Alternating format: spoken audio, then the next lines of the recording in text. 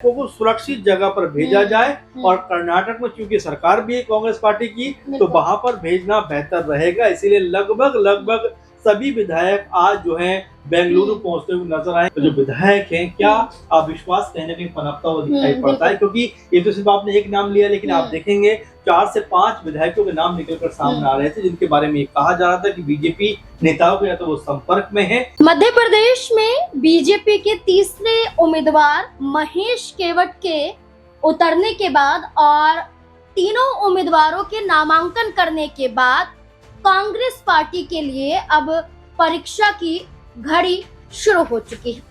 कैसे कांग्रेस पार्टी अपने विधायकों को बचा सकती है क्रॉस वोटिंग के सिलसिले में, क्योंकि कहा जा रहा है कि मध्य प्रदेश राज्यसभा चुनाव के दौरान कांग्रेस विधायक बीजेपी को समर्थन सौंप सकते हैं। इस बीच में 3 बड़े चेहरों की भूमिका अहम मानी जा रही है, जिसमें पहले है कांग्रेस पार्टी के प्रदेश प्रभारी हरीश चौधरी, दूसरे नाम है प्रदेश अध्यक्ष जीतू पटवारी और तीसरा जो नाम है वो नेता प्रतिपक्ष उमंग सिंघार का है। माना जा रहा है कि इन तीनों के लिए एक ऐसी घड़ी है जिसमें साबित होगा कि वो कांग्रेस को संभाल सकते हैं, कांग्रेस के विधायकों को संभाल सकते हैं या फिर नहीं। अगर नहीं होता है तो सीधी उंगली इन तीनों नेताओं पर खड़ी हो जाए।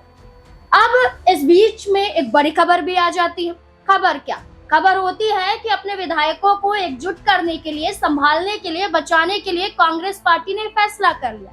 फैसला है कि वो भोपाल से अब अपने तमाम विधायकों को कर्नाटक भेज रहे हैं और कर्नाटक के एक होटल में रुकेंगे। वहां जीतू पटवारी भी मौजूद रहेंगे, वहां उमंग सिंघार भी मौजूद रहेंगे और उनकी मौजूदगी में तय होगा कि जब राज्यसभा का चुनाव होगा उस दौरान विधायक क्या करेंगे। इसी से जुड़े हुए यहाँ कई सवाल खड़े होते हैं कि कांग्रेस पार्टी के अंदर जो स्थिति बन रही है क्रॉस वोटिंग की, जो स्थिति बन रही है कि मीनाक्षी नटराजन के उतरने के बाद कांग्रेस पार्टी के विधायक खफा है, नाराज है। वो चाहते थे कि कमलनाथ को आगे किया जाए, लेकिन कांग्रेस पार्टी ने ये फैसला नहीं किया। अब मीनाक्षी नटराजन का नाम आगे आ गया है, नामांकन हो चुका है। विधायकों को कैसे कांग्रेस बचाएगी, इसी पर चर्चा करेंगे। हमारे साथ हमारे वरिष्ठ सहयोगी अमन सर मौजूद हैं।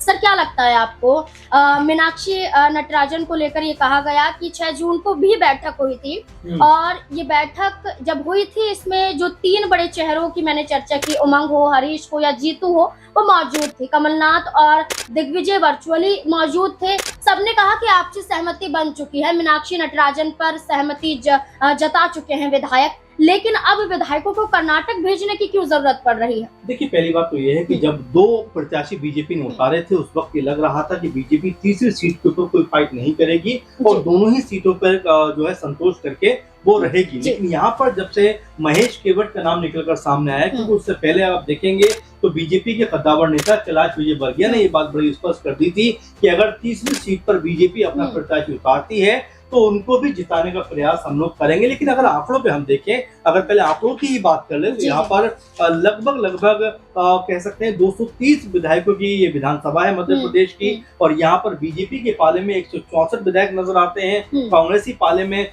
64 के तकरीबन विधायक दिखाई पड़ते हैं और एक आध विधायक जो है वो भारत आदिवासी पार्टी के पास में है और एक सीट यहाँ पर खाली बताई जाती है। तो कुल मिला जुलाकर कांग्रेस पार्टी के पास में एक सीट जीतने का तो जनाधार है, क्योंकि एक सीट जीतने के लिए 58 विधायकों की जरूरत है कांग्रेस पार्टी के पास। अगर आंकड़ों पे हम देखें तो 63-64 विधायक तो दिखाई पड़ते हैं। अब ऐसे में जो बड़ा सवाल अपने आप में बन जाता है वो ये बन जाता है कि जब बीजेपी के पास में पूर्ण बहुमत तीसरी सीट के लिए नहीं है तो आखिर उन्होंने यहाँ पर तीसरा प्रत्याशी उतारा ही क्यों? नंबर 1 सवाल, क्योंकि आप देखेंगे झारखंड में बीजेपी के पास में अगर पूर्ण बहुमत नहीं था, यानी 24 के आसपास मिला जुलाकर उनके पास वोट थे और जीत के वहां पर 28 चाहिए थे, तब आपने वहां पर कहा कि भाई हमारे पास पर्याप्त जो है आंकड़ा नहीं है, हम नहीं उतारेंगे। लेकिन जब मध्य प्रदेश की बारी आती है तो आपके पास लगभग 10 सीटें कम है। अगर आप देखेंगे, गौर करेंगे तो 48 बचती हैं 2 सीटें जीतने के बाद भी बीजेपी के पास में, और तीसरा प्रत्याशी जीतने के लिए कम से कम 10 से 11 वोट उनको चाहिए।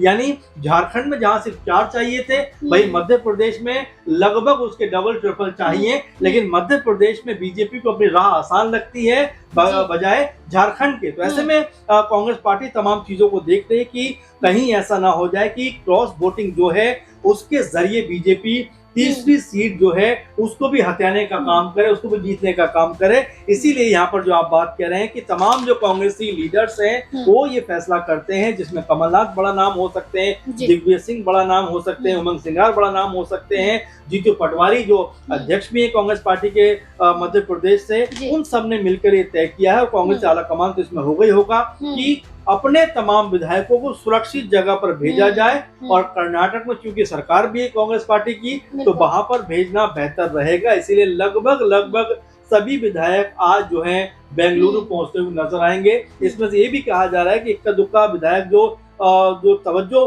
जिनकी है या जिनका एक अनुभव है वो शायद यहाँ पे रह सकते हैं। बाकी तमाम विधायक जो हैं वो कर्नाटक यानी बेंगलुरु में रहेंगे। अब अहम जो सवाल बन जाता है, क्योंकि बीजेपी की तरफ से हमने देखा था अब तक 2 चेहरे निकल के सामने आए थे, तरुण चुग और दूसरे रजनीश अग्रवाल। अब ऐसे में जब तीसरा नाम निकलकर सामने आया है तो ये मानकर चलना पड़ेगा कि यहाँ पर चुनाव होगा, और अगर क्रॉस वोटिंग नहीं होती है तब तो सीधा सीधा देखा जाएगा कि 2 सीटें बीजेपी के पास में और 1 सीट कांग्रेस पार्टी में, लेकिन कांग्रेस की पार्टी के साथ में। लेकिन अगर एक भी सीट के ऊपर क्रॉस वोटिंग हो जाती है तो यहाँ कांग्रेस पार्टी का खेल बिगड़ता हुआ दिखाई पड़ेगा। अच्छा सर, ये तो साफ साफ दिखाई दिया जा रहा है कि आपने बखूबी कहा कि 2 सीट पे बीजेपी और 1 सीट पर कांग्रेस, अगर विधायक पाला नहीं बदलते हो।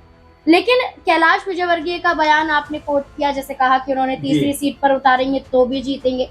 हाल फिलहाल में फिर कैलाश विजयवर्गीय का बयान सामने आता है, और इस बार बयान होता है कांग्रेस की एक विधायिका को लेकर, जो बीना से है, निर्मला स्प्रे, उनको लेकर। वो ये कहते हैं कि जब वोटिंग होगी राज्यसभा चुनाव के लिए तो निर्मला स्प्रे बीजेपी के समर्थन में वोट करती हुई नजर आएंगी, बीजेपी का साथ देंगी, कांग्रेस पार्टी का साथ नहीं देंगी। और ये कहा जा रहा है कि जब लोकसभा चुनाव हुआ था 2024 में, तब भी बीजेपी के मंचों पर निर्मला स्प्रे दिखाई दी है।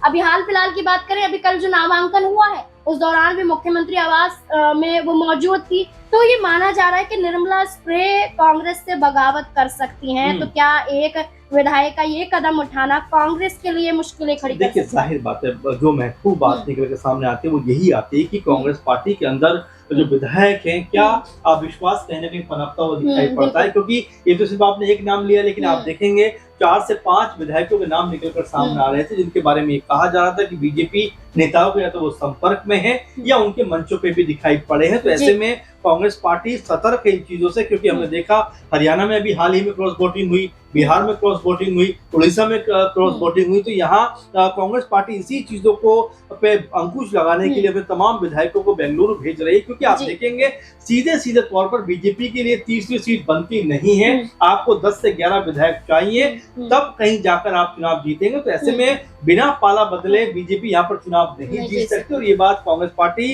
अच्छे से समझती है कि बीजेपी ने अगर अपना तीसरा प्रत्याशी उतारा है तो कहीं ना कहीं उनके घर में सेंधमारी करने का प्रयास किया जा रहा होगा। यही बात को देखते हुए तमाम जो कांग्रेसी आला कमान है मध्य प्रदेश में, जो बड़े लीडर हैं, उन्होंने तय किया कि भाई अपने तमाम जो विधायक है उनको राज्य से बाहर भेज दिया जाए, और ऐसी जगह पर जो सुरक्षित भी हो और महफूज भी हो। इसी चीज को मद्देनजर रखते हुए कांग्रेस ने कर्नाटक भेजने का फैसला किया है।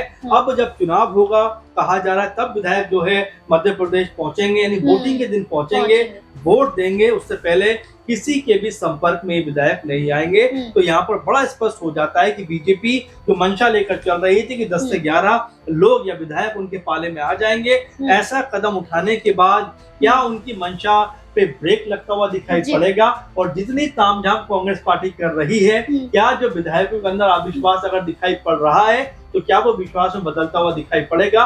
बड़ा और अहम सवाल यही है। बिल्कुल, आपने बखूबी कहा सर। अब यही देखना होगा कि मध्य प्रदेश राज्यसभा का जब चुनाव होगा तब क्या खेल होगा, क्योंकि सीधे तौर पर कांग्रेस के अंदर एक डर है, और ये जनता कह रही है कि जीतू पटवारी और कमलनाथ 2 बड़े चेहरे थे, कांग्रेस इन दोनों में से किसी पर दाव आजमा सकती थी, लेकिन खुद अपने पैर पर कांग्रेस ने कुल्हाड़ी मारी है। लेकिन देखना होगा कि कामयाब होते हैं या फिर नहीं। आपको क्या लगता है, मीनाक्षी नटराजन के उम्मीदवार बनने के बाद का कांग्रेस पार्टी एक बड़ी चूक करती हुई नजर आई है या बड़ा एक मौका कांग्रेस पार्टी को इस चेहरे के जरिए मिलने वाला है? क्या लगता है आपको? आप अपनी राय कमेंट सेक्शन में जरूर दें। धन्यवाद।